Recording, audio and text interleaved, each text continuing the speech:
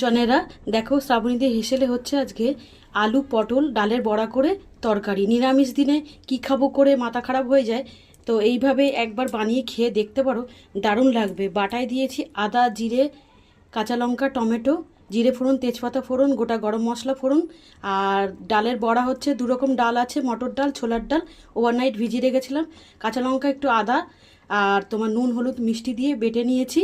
তারপরে তোমার ওইখানে গোটা জিরে আর কালো জিরের ভেতরে দিয়ে ভালো করে মাখিয়ে বড়া করে নিয়েছি। আর জানোই তো কীভাবে করতে হয় এটা, দেখো কতটা লোভনীয় হচ্ছে। এটা কিন্তু সব কিছুর সাথে খেতে হবে, রুটি ভাত লুচি পরোটা। বেশি আর ফোটাবো না, তাহলে বড়াগুলো নষ্ট হয়ে যাবে, গলে যেতে পারে। তোমরা নিরামিষ দিনে একবার এইভাবে বানিয়ে খেয়ে দেখো, খুব ভালো লাগবে। আর দেখো বন্ধুরা, সত্যি কথা, আমি যা রান্না করি তোমাদের সাথে শেয়ার করি, তোমরা ভালোবাসা দাও বলেই উৎসাহটা পাই। ঠিক আছে, ফেসবুক থেকে যারা দেখছো, আমার রান্না ভালো লাগলে আমাকে ফলো করে পাশে থেকো। আর খুব ভালো লাগলে একটু শেয়ার করে দিও লোকের মধ্যেখানে, নতুন নতুন বন্ধুরা জানতে পারবে।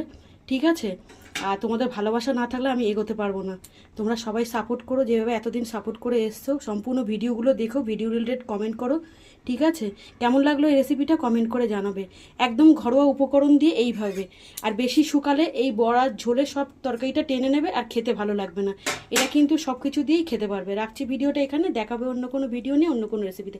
যারা ফেসবুক থেকে দেখছো লাইক কমেন্ট শেয়ার করে পাশে থেকো। যারা ইউটিউব থেকে দেখছো সুচরিতা রান্নাঘর বা শ্রাবণীদের রান্নাঘর, চ্যানেলটিকে সাবস্ক্রাইব করে দিও। নতুন নতুন ভিডিও আনতে আমার উৎসাহিত হব।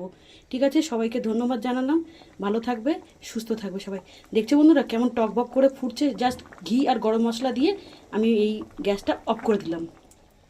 ব্যাস, রাখি।